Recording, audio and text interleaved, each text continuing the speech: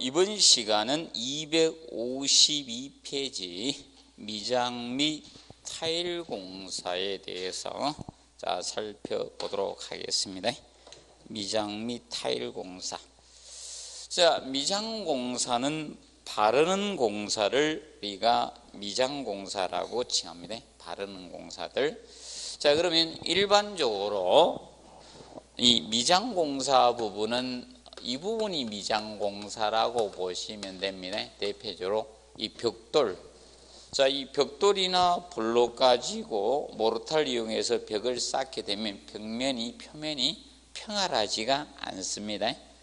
요철이 생긴다는 겁니다. 그것을 마무리를 작업을 해주기 위해서 보통 시멘트, 모르타르나 이런 재료를 이용해서 평활하게 바르는 작업이 무슨 공사? 미장 공사입니다.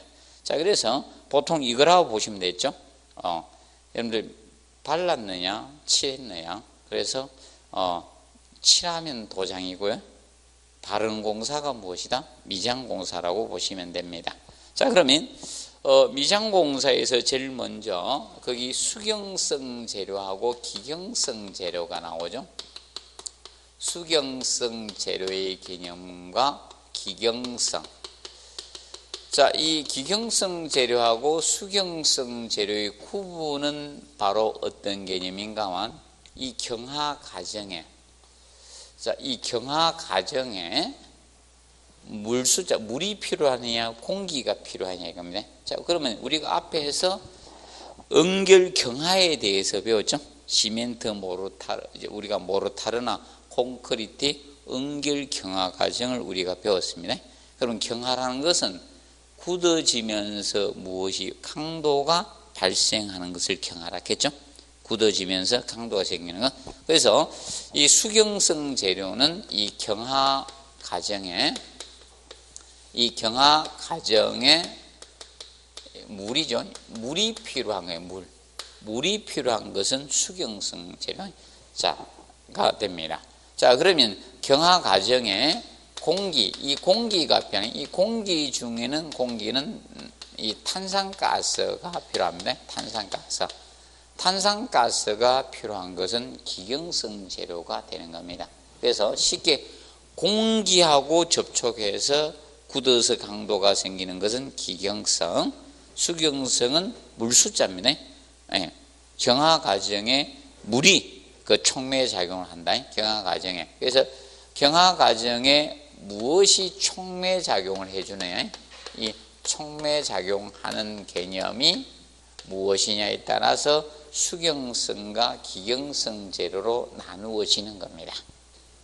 그래서 여러분들이 이것을 억지로 암기할 필요는 없고요. 그래서 대표적인 수경성 재료의 대표가 시멘트, 모르타르입니다. 시멘트, 모르타르. 그러면 이 시멘트 제품은 누구하고 반응해서? 물하고 반응해서 강도가 발생하는 겁니다. 그래서 수경성 재료, 기경성 재료는 이 흙질입니다. 흙입니다. 대표 흙은 물하고 접촉하면 도로 강도가 어떻게? 떨어집니다. 그래서 보통 공기하고 접촉해서 말라야 되죠. 건조가 돼야지 딱딱해지죠. 그래서 이런 것을 무슨 재료? 기경성 재료 이렇게 칭하는 겁니다.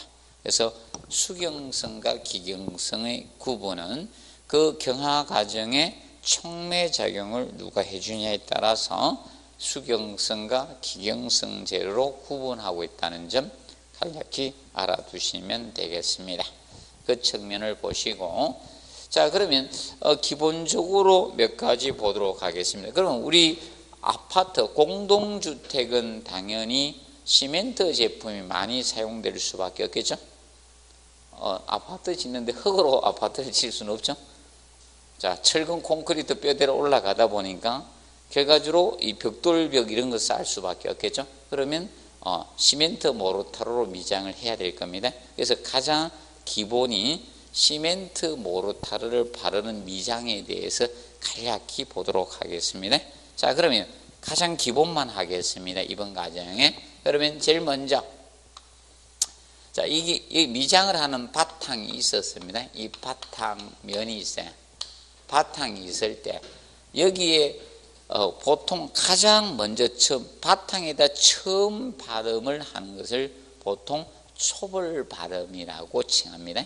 그럼 바탕이 있을 때, 그럼 이 바탕이 있을 때 이 바탕면은 여러분들 시멘트 모르타를 바르기 위해서 바탕이 거칠어야지 잘 부착이 될까요?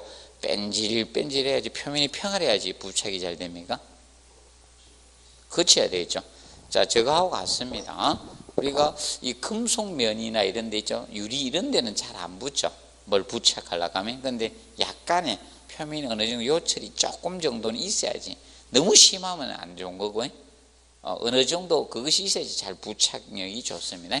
그래서 일반적으로 이 바탕면은 보통 거칠게 하는 게 좋아요. 거칠게 해주는 것이 좋습니다. 자, 이 거칠게 해주면 이 부착력이 좋아집니다.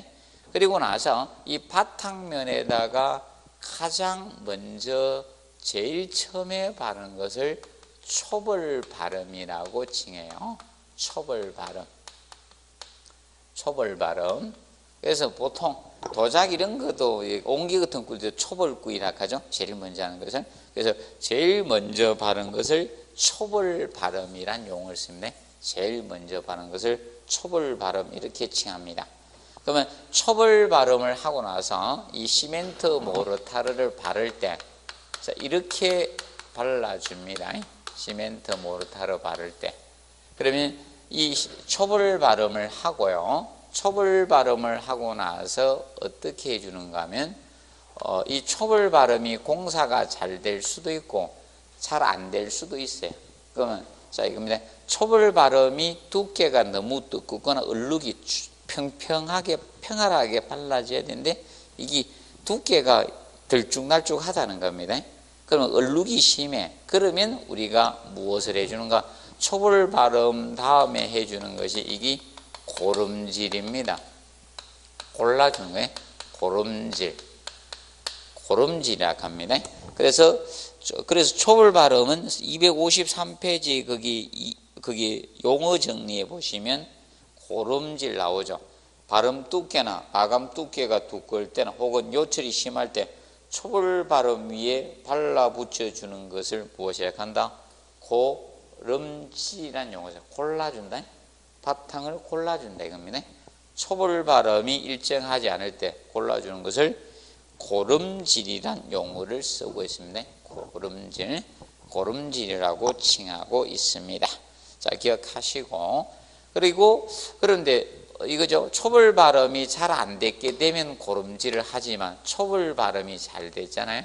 잘 될 수 있죠. 처음에 발랐는데 정확히 공사를 잘했다. 그런데 고름질을 할 필요는 있다 없다? 없는 거죠. 그거죠. 발음 두께가 너무 두껍거나 얼룩이 요철이 심할 때 이 고름질은 진행이 된다는 겁니다. 그리고 나서 이제 고름질을 이렇게 갈 수 있죠. 이렇게 잘 됐을 때 2주 이상 방치를 해요. 초벌 발음을 하거나 잘했거나 또는 잘 안 되면 고름질하고 나서 2주 이상 방치를 합니다. 2주 이상 방치를 하게 됩니다. 그러면 그냥 방치해. 뭐 보호해 주는 거 없이 그냥 내두는 거예요. 그냥 내둡니다. 그래서 보통 부모가 통제해서 키우는 아들하고 있죠. 그냥 방치해서 키우는 아들 약간 틀리죠. 부모가 통제해서 계속 키우는 애들은 부모가 안 해주면 못하는 애들 간혹가지죠. 취업도 시켜줘야 되고 막 하는 방법도 다 가게 떠먹여줘야 되고 이런 애죠. 진짜 마법보 있죠. 그런데 2주 이상 방치를 하게 되면 자 이제 뭐가 생기는가? 이 균열이 생겨요. 이런 균열이나 흠이 생기겠죠. 왜냐하면 시멘트하고 뭐다? 모래만 배 앞에서 물로 비볐기 때문에 어떤 굵은 재료가 들어가지 않죠. 그러면 균열은 잘 생겨요. 보통 그렇게 보시면 됩니다. 자, 그래서 균열이나 이런 흠이 생겨요. 흠이 발생을 할 겁니다. 흠이 발생을 합니다. 흠이 이제 발생이 되면 균열이나 흠이 발생합니다. 그럼 균열이나 흠이 발생하면 이것을 우리가 무엇이 하는가 하면 갈라졌기 때문에 이제 덧먹임을 해주게 되는 겁니다. 덧먹임을 해줍니다. 그래서 덧먹임은 자 거기 보면 용어 나오죠. 253페이지 하단에 제 보시면 덧먹임. 자 바르기 접합부 또는 균열이 틈새 구멍 등에 반죽된 재료를 밀어 넣어서 떼어주는 거 있죠. 이것을 무엇이라 한다? 덧먹임이라 해요. 덧먹임. 자 그러면 이것은 왜 이렇게 하는가 하면 미리 방치를 해가지고 균열을 야기시키겠다는 겁니다. 자 이거죠. 열심히 공사 다 해나가고 입주했는데 균열과 만족했죠. 미리 균열을 야기시키 균열을 유도시켜서 균열을 보수해 놓고 나서 어떻게 하겠다? 뒤에 작업을 더 하겠다는 겁니다. 그래서 우리도 젊어서 고생은 사사락하죠. 젊어서 안 했다가 열심히 생활하다가 나중에 정년퇴직하고 딱 나오는데 사기꾼한테 한 방에 당해버리면 큰일 나죠. 사기도 젊었을 때 미리 살짝 당해보면 조그만 거 당해보면 이제 경각심을 가지죠. 나는 내 목소리가 이상한가 전화 걸었다가 걔들이 끊어요. 분명히 걔들 같은데 내 목소리가 외국인 목소리인가 봐. 그래서 한국인 맞습니까? 이런 거예요.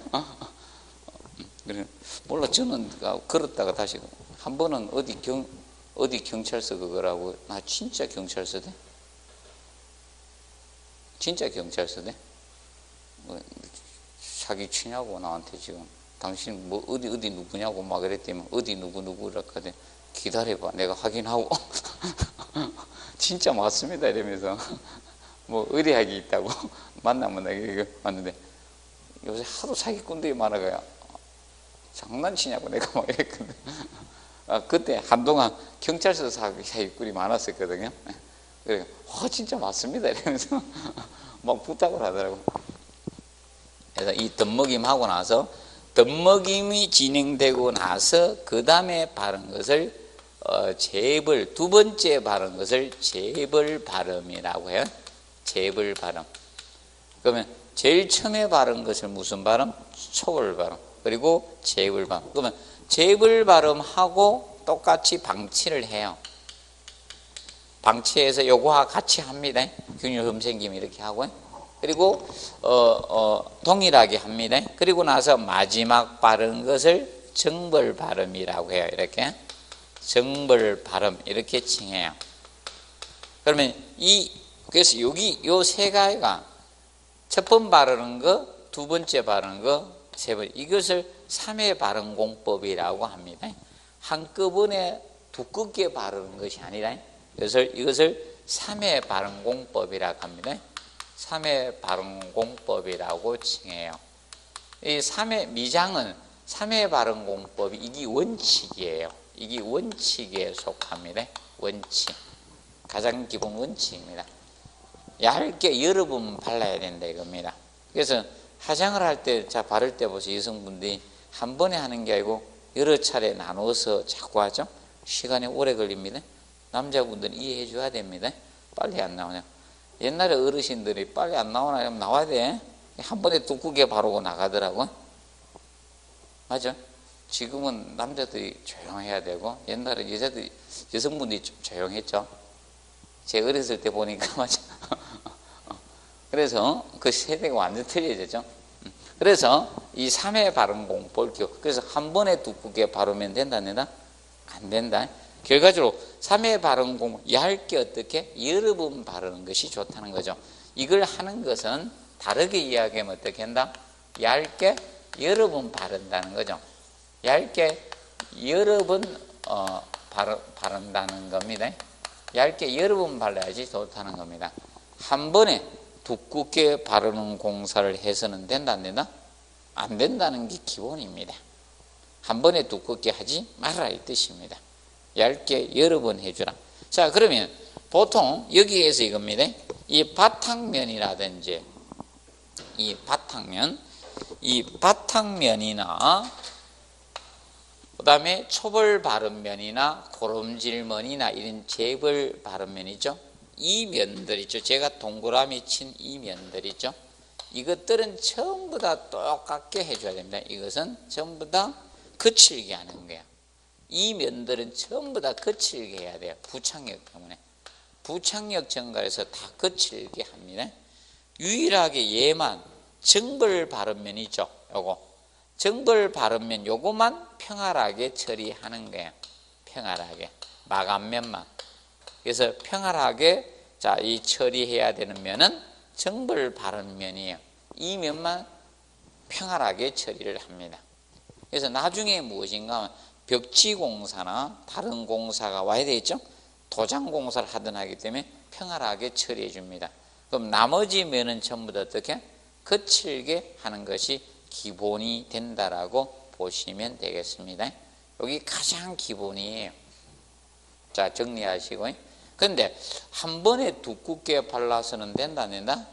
안 됩니다. 얇게 여러 번 바르는. 그래서 일회 바름 표준 두께는 표준이 일회 바름 표준 두께는 6mm가 표준이 되는 겁니다. 6mm. 일회 바름 표준 두께는 6mm를 기준 잡습니다. 6mm를 기준으로 잡고 있습니다. 기억하시고 일회 바름 표준 두께는 6mm다. 정리를 해 두시면 되겠습니다. 기억을 하시고요. 6mm 기준 잡아 두시면 됩니다. 자, 기억을 해 두시고 일회 바름 표준 두께는 6mm고 그 다음에 이제 전체 바름 두께는 차이가 있는데 전체 바름 두께는 이렇게 공사를 하게 됩니다. 자, 보통 천정이나 차양의 경우는 천정이나 차양은 바르기가 쉽습니까? 어렵습니까? 엄청 어렵습니다. 다 떨어집니다. 그래서 천정이나 차양은 15mm입니다. 15mm를 우리가 전체 바름 두께로 잡습니다. 15mm고 그리고 내벽의 경우는 18mm 됩니다. 그리고 외벽의 경우는 24mm가 됩니다. 24mm. 그리고 바닥 24가 됩니다. 전체 바름 두께가 이렇게 됩니다. 근데 이 표준은 일회 바름 표준은 6mm를 기본 표준으로 잡고 있다는 점 정리를 해 두시기 바랍니다. 가장 기본이 되는 방향을 우리가 했습니다. 자, 그리고 여러분들 기본은 이겁니다. 자, 이 시멘트 제품이잖아. 그러면 낮은 온도에서 응결 경화가 잘 될 것이다, 안 될 것이다? 상식적으로 우리가 앞에서 시멘트의 응결 경화에 대해서 해드렸었죠. 수화 반응이 수화 열이생의 응결, 온도나 습도에 따라 틀려진다겠죠. 보통 응결 경화는 빨리 딱 굳어지는 것은 온도가 높을 때 잘 됩니까? 온도가 낮을 때 잘 됩니까? 높을 때 응결 경화 빨라요. 낮으면 응결 경화가 느려요. 그래서 여러분들 겨울철에 집 짓는 거 아주 나쁜 거예요. 겨울철에 아파트 콘크리트 치고 그러면요 강도 안 나와요. 응결 경화에서 강도가 나와야 되는데 안 나옵니다. 그래서 여러분들 온도는 보통 5도씨 이상에서 해야 돼요. 온도가 내려갈 때 치면 진짜 안 좋습니다. 막 한파가 왔는데 그때 콘크리트 치고 있대. 그 아파트 절대 입주하면 안 돼요. 한 1, 2년 사다가 어디 가시려면 관계없고 내가 그 아파트 계속 가지고 있는 사람들은 그런 아파트는 입주하지 마시기 바랍니다. 그래서 영향을 주게 되는 겁니다. 그리고 여러분들 앞으로의 건조는 모든 건조는 빨리 건조시키면 안 돼요. 건조는 어떻게 된다? 서서히 건조시켜야 됩니다. 자, 그래서 우리도 사우나 이런 데서 찜질방에서 하고 빨리 이거 닦으니까 건조하지, 땡기죠. 맞죠? 특히 여성분들이 더 많이 땡기잖아요. 빨리 건조시키니까. 특히 드라이기 쓰고 막 말리고 그러면 더 땡기죠. 그래서 뭐가 됩니까? 보습제 같은 화장품을 막 바르잖아요. 그래서 여성분들 갈 때 엄청 들고 가시죠. 와, 한 박스 들고 가시대. 맞죠? 바르는 그러는 거. 남성분들은 보통 어떻게 갑니까? 털레 못만 가죠.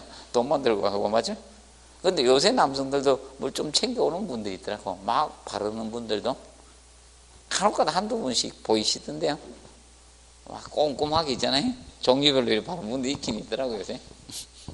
혹시 여기도 계신 분이 있는가 모르겠네요. 항상 그 돈만 들고 털레 가시죠, 거의. 그리고 남성분들은 거기서 수건 훔칠 갈 사람이 없기 때문에 안에서 수건 나가죠. 여성들은 챙겨갈 수 있기 때문에 딱 개수만 주죠.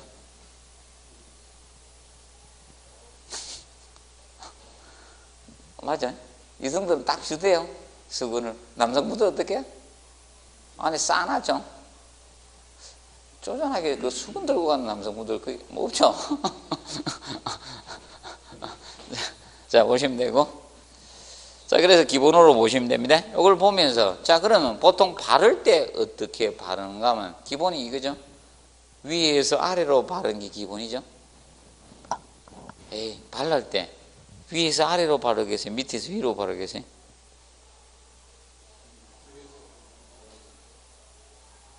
어느 특정 부위만 바를 때 밑에서 위로 바를 수가 있어요? 쉽게 얘기해. 천정하고 벽하고 바닥이 있으면 뭐부터 발라야 돼? 천정을 먼저 해야지. 맞죠? 그리고 벽하고 바닥하고 이렇게 하셔야 될 거 아닙니까? 맞죠? 원피스 입을 때 위에서 끼워 넣어야지 입죠. 맞죠? 그래서 위에서 하네. 그리고 보통 사람의 시선이 어디부터 가는가 하면 얼굴부터 먼저 가요. 상대편을 볼 때 얼굴을 보고 밑으로 내려온답니다, 시선이. 그걸 갖다가 옛날 스펀지에서 실험을 했습니다. 과연 남자와 여자하고 나이 많은 사람하고 나이 적은 사람하고, 이제가 이 바람 아닙니까? 바람기가 많은 사람하고 좀 이렇게 따뜻해, 똑같아. 애들도 얼굴을 보고 밑으로 훑습니다. 위에서 아래로 봅니다. 이게 똑같이. 그래서 미장 공사도 어떻게 기본 위에서 아래로 공사하는 게 기본입니다. 이런 것도 시험 냈어요. 천장벽 바닥인데 순서 바꿔서. 그게 기본입니다. 그래서 기본은 위에서 아래로 공사하면서, 그럼 이 공사할 때 항상 있는데 위에서 아래로 하고 얇게 여러 번 발라주시고, 맞죠? 이 기본을 꼭 잡아두시기 바랍니다. 그리고 건조는 어떻게 하시긴다? 서서히 건조시켜야 된다. 이 기본입니다, 항상. 그래서 여러분들도 그냥 나와서 머리만 약간 마르고 나서 몸 안 닦고 있죠. TV 보고 있어 마르면요 안 땡겨.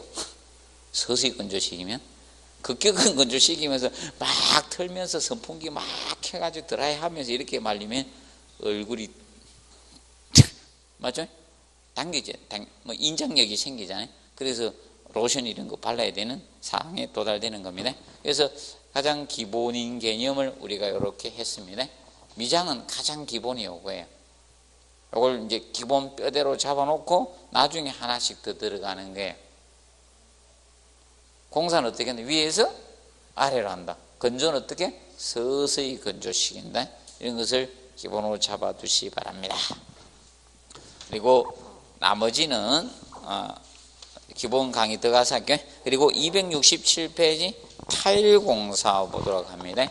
페이지 267페이지. 자, 타일 공사.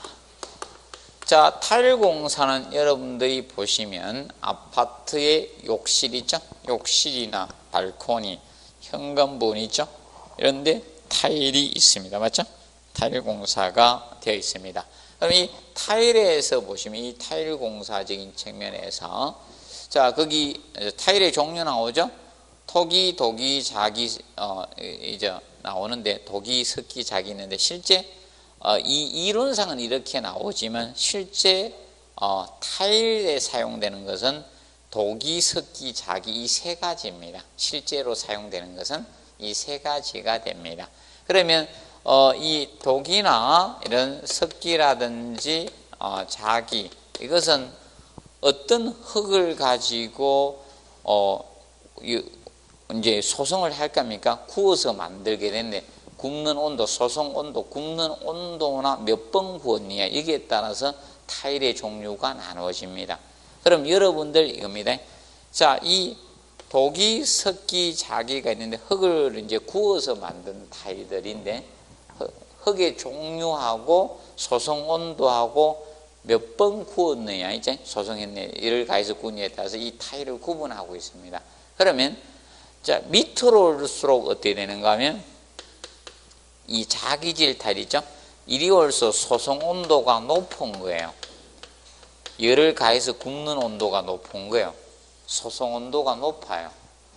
밑으로 올수록 소성 온도가 높아지면서 그러면 소성 온도가 높아지면 어떻게 될까요? 높은 온도에서 구웠죠. 높은 온도에서 구우면 타일이 좋아져요. 그래서 여러분들 뭐 옹기나 이런 것도 있죠. 이런 것도 높은 온도에서 구워지고 자기 있죠. 도자기 이런 거 있죠. 아, 원래 독이하고 자기를 합쳐서 합성화된 게 도자기잖아요. 원래 자기, 독이 이렇게 됐다가 이게 이제 합성화된 거예요. 도자기 이렇게. 그래서 그 도자기 이렇게 쓰는 게 도자기가 원래 그 뜻입니다. 합성된 거예요. 독이와 자기가. 아, 저런데 2층 같은 데 가보면 우리나라에 도자기 군대 많죠. 왜냐하면 그 옛날에 그 한강을 통해서 있죠. 공급을 하다 보니까 있죠. 그 근처에 전부 다 한강 지류나 이런 근처 부분에 모든 것들이 있었습니다. 배로 수송하기 위해서. 자, 그래서 이제 소성 온도가 높죠. 소성 온도가 높고요. 그리고 흡수율이 적습니다. 흡수율이 적습니다. 밑으로 올수록 소성 온도는 높으면서 흡수율은 적은 타일입니다. 적습니다. 그러면 사실 이 밑으로 올수록 뭐가 좋다? 품질이 좋은 타일이라고 보시면 돼요. 품질이. 그래서 이제 잘 깨지지도 않고 더 강한 타일이 되는 겁니다. 그래서 밑으로 올수록 뭐다? 품질이 우수합니다. 자, 그러면 이 독이는 있죠. 그래서 이 독이는 여러분이 그래서 이겁니다. 얘는 옥외용으로 사용할 수가 없어요. 독이는 흡수율이 크기 때문에 독이는 흡수율이 커요. 흡수율이 크기 때문에 자, 이 옥외용으로 외장용으로 사용할 수가 없습니다. 얘가 외장용으로는 사용을 할 수가 없어. 내장용, 실내용으로만 사용을 해야 됩니다. 그리고 얘는 외장용으로 사용할 수 없고, 그 다음에 얘는 병용으로 사용됩니다. 병용으로. 바닥용에 사용할 수가 없습니다. 독이질은 자, 독이가 무엇인가 하면 독이가 병기죠. 병기가 독이 제품의 그런 유형의 타일이 독이질 타일이 병기나 여러분들 세면기 있죠. 그런 것들이 그겁니다. 독이 제품입니다. 병기가 그런 종류의 타일을 무슨 타일? 독이질 타일입니다. 그런 걸로 만들어진 것이. 그래서 기준을 잡아야 병용으로는 사용되지만 이제 이 외장용으로 사용 안 되고 바닥용도 사용할 수가 없어요. 독이는. 그러면 얘들이 자기나 석기가 외장용이나 바닥용 이런 걸로 사용이 됩니다. 특히 그래서 외병용으로 많이 사용되는 것은 무슨 타일? 자기질 타일들이 많이 사용이 되고 있는 겁니다. 석기를 쓰긴 써도 됩니다. 근데 독이는 사용할 수 없다는 게 그 점을 간략히 알아두시고, 그래서 이제 독이, 석기, 자기는 흙의 종류와 소성 온도나 몇 번 구우냐에 따라서 이 타일의 종류가 나눠지고 이 자기 타일로서 품질이 우수한 타일이다 이렇게 생각을 해 주시면 됩니다. 정리를 해 두시고, 그 다음 밑에 보시면 무유 타일 나오죠. 무유 타일. 그리고 2번에 시유 타일. 타일의 종류 형상 치수에서 무유와 시유. 자, 무유 타일하고 시유 타일의 구분점은 시유 타일은 구분하는 것은 유약입니다. 유약. 유약을 발랐느냐 못 발랐느냐 따라서 유약입니다. 유약을 이것은 바르지 않은 거고 시유타일이 유약을 바른 겁니다. 유약을 바른 것이 시유입니다. 유약을 발랐느냐 바르지 않았느냐 여기에 따라서 나눕니다. 그래서 여러분들 이거죠. 그냥 흙 가지고만 구우면 안 뺀질거리죠. 여러분들 초벌구이 한 거 안 보셨죠? 옹기나 이런 거 초벌구이 한 거 안 보셨죠? 도자기 초벌구이 하면 강태가 안 나죠? 우리도 저거잖아. 이 기름 바르는 사람이 뺀질뺀질하죠? 지성 피부가 뺀질뺀질하잖아. 그러면 보통 남성들이 지성 피부가 많죠? 여성보다는 맞죠? 그래서 산유국 아닙니까? 기름이 막 묻어나오고. 근데 약간씩 변형이 되죠. 저도 이제 기름이 많이 안 나더라고요. 어느 정도 나이가 되니까 이제 기름이 여기 잘 많이 퍼쓰면 이제 나중에 안 나오는가 봅니다. 자, 그래서 유약을 바른 것이 무엇이다? 시유태. 유약을 바르지 않은 것이 뭐다? 무유타일입니다. 자, 그러면 무유타일은 어디에 쓰는가? 바닥에. 근데 바닥이 미끄러우면 돼, 안 돼요? 이거 욕실에서 샤워하고 나오다 미끄러져서 안 되죠? 꼭 다친 분들 있잖아. 그래도 무유타일 써도요, 물기가 있으면 있죠? 바닥에 물이 떨어져 있는 상태에서 사람이 발을 디뎌버리면 있죠? 약간 미끌리죠? 그래서 그래서 이제 무유타일은 바닥용 타일로 사용되는 거예요. 바닥용. 이 무유타일은 바닥용 타일로 사용이 되는 거예요. 대표적으로 바닥용. 바닥용 타일로 많이 쓰고, 시유타일은 뭐다? 벽용 타일. 자, 우리가 사실 이거잖아요. 벽에 우리가 딛고 다닐 사람은 없죠? 뭐 스파이더맨입니까? 벽에 붙어 다니게? 그래서 일반적으로 무유 타일은 바닥용 타일로 거의 사용되고 시유 타일은 벽용 타일로 사용이 됩니다. 그래서 벽에는 뺀질뺀질하잖아요, 타일이. 맞죠? 벽에 쓰는 게 보통 뺀질뺀질합니다. 그래서 우리도 이거죠. 얼굴은 약간 기름기가 나와서 뺀질뺀질해도 되는데 발바닥이 뺀질뺀질하니까 잘 넘어가겠죠? 발바닥에 기름이 얼굴처럼 쫙쫙 나가지고 이러면 난리 납니다. 틀려지는 거예요. 그래서 그거 생각하면서 공부하시면 되면 옛날에 이것도 한번 출시를 했었습니다. 그리고 꼭 명심하세요. 독일은 오개경 쓰면 안 돼요. 독일은 흡수율이 크기 때문에 변기를 오개경 노출시켜 놓은 데 없죠?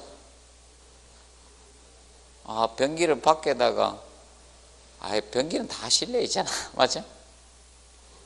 대변기를 갖다가 밖에다 그 물통 세워놓은 데 없죠? 아무 데도. 세워놓으면 얼음 터지고 겨울에, 맞죠? 할 수도 없는 거고.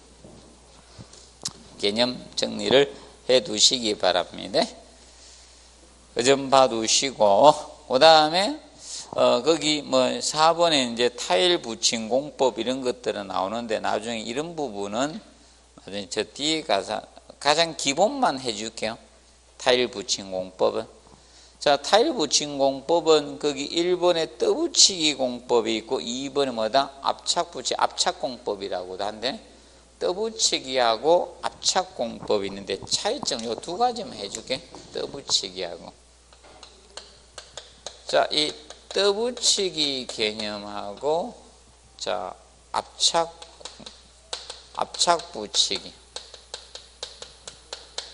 압착 공법이라고도 하는데 떠붙이기하고 압착 붙이기, 압착 공법 차이점은 이겁니다.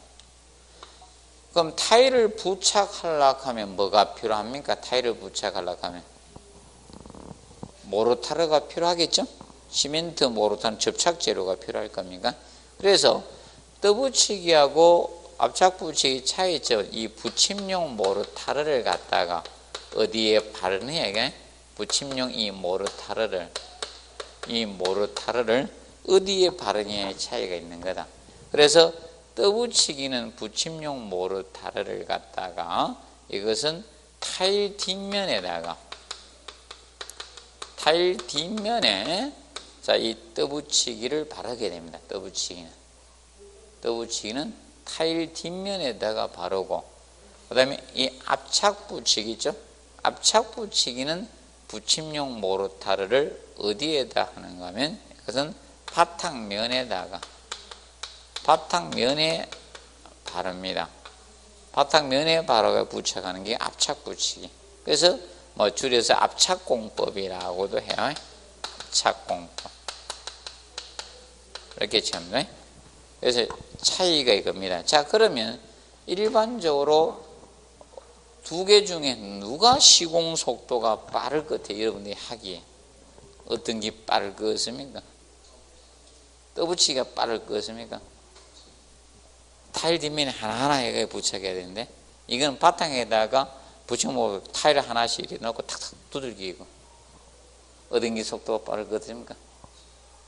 압착 붙이기가 시공 속도가 빠릅니다. 그래서 우리나라에서는 거의 규정 없으면 이 압착 붙이기, 압착 공법을 거의 씁니다. 그래서 이 시공 속도가 얘가 느리고 얘가 빠릅니다. 압착 붙이기가 빨라집니다. 빠릅니다. 얘가 빠르고요. 그 다음에 타일 뒷면의 공극도 얘가 없어요. 자, 이 압착 붙이기가 없어요.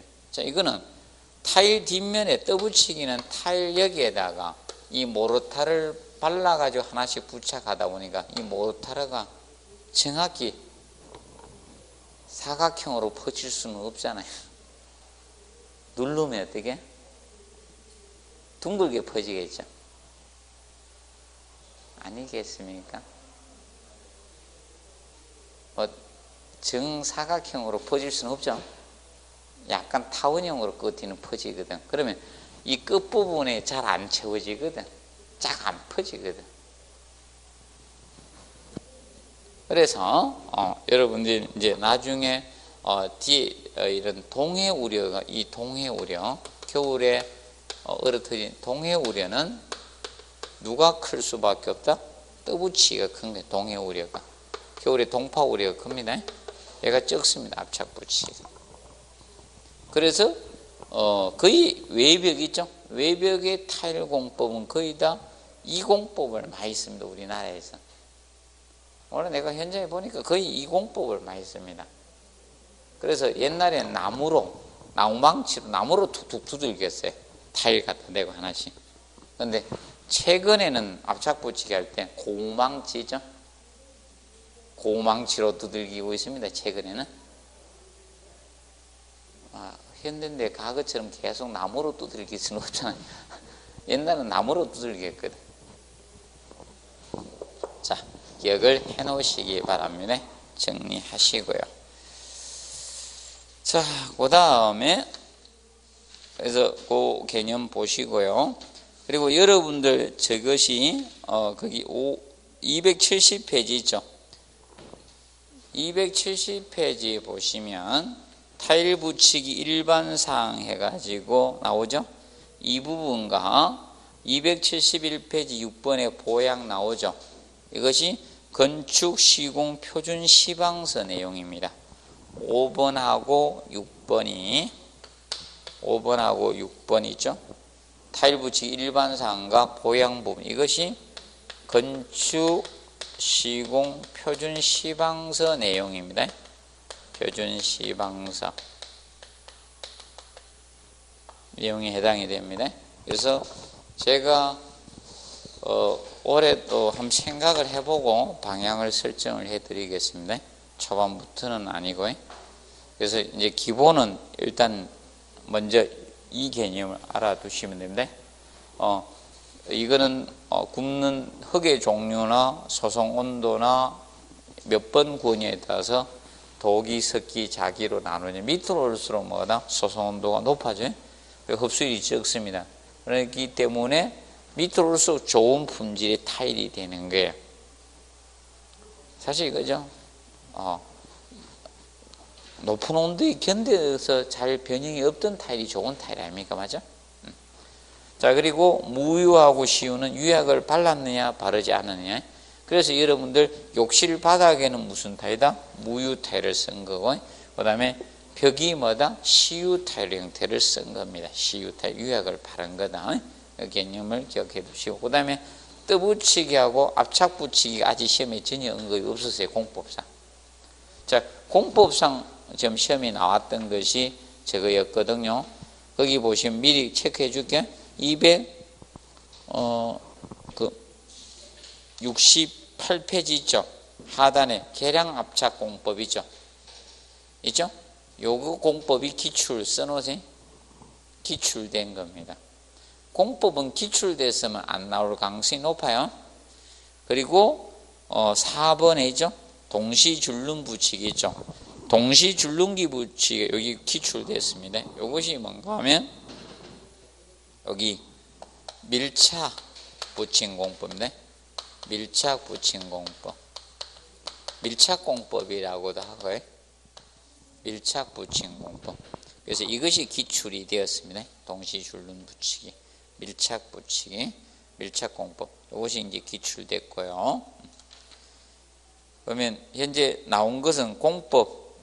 이겁니다. 서술에는 이 공법이 무엇입니까? 이렇게 찾는 형태가 나왔어요. 계량. 그러면 얘들은 끝났다는 게 무슨 말인지 아시겠습니까? 안 내. 다른 공법 보면 돼. 그러면 나중에 1번, 2번 하고 있죠? 5번 중에 낼 수가 있다는 거예요. 접착 붙이기. 그러면 접착 붙이기는 쉽게 이겁니다. 뭘 이용해서? 접착제로. 맞죠? 접착제로 부착하는 공법이 뭐다? 접착 붙이기입니다. 자, 그러면 쉽게 이겁니다. 다른 타일들은 전부 다 뭘로 부착한다? 뭘로? 모르타르죠? 붙임용 이 모르타르로 타일을 부착시키는데 유일하게 뭐다? 접착제를 우리가 쓰는 것이 접착 붙이기가 되는 겁니다. 그러면 이 접착 붙이기는, 접착제는 사실 저거죠. 일정한 접착력에는 한도가 있을 수밖에 없잖아. 접착력이 무한대로 갑니까? 여러분들 뭐 접착제로 뭘로 딱 붙여놨는데 걔가 평생 붙어 있어요? 안 붙어 있죠? 일정 정도 되면 떨어지잖아요. 그렇기 때문에 여러분이 저겁니다. 이 외장용, 그럼 접착 붙이기는 외장용 타일은, 외장용은, 병용은, 외장용인 사용을 할 수 있다 없다? 없어요. 만약에 그냥 외벽에 타일을 부착해 놨는데 막 저 비바람이 불어서 태풍이 왔는데 타일 떨어지고 밑에 맞으면 큰일 나죠. 타일이 조그맣은 타일만 있는 것도 아니고 큰 타일도 있는데, 맞죠? 떨어지면 큰일 납니다. 지나다니는데, 맞죠? 그래서 뭐 접착 붙이기는 외장용에 사용할 수는 없습니다. 내장 공사에만 사용된다는 점을 우리가 알아두도록 해 두시면 되겠습니다. 정리하시고요. 그 다음에 페이지 275페이지 창호 및 유리공사 있죠? 이거는 잠시 휴식하고 하도록 하겠습니다.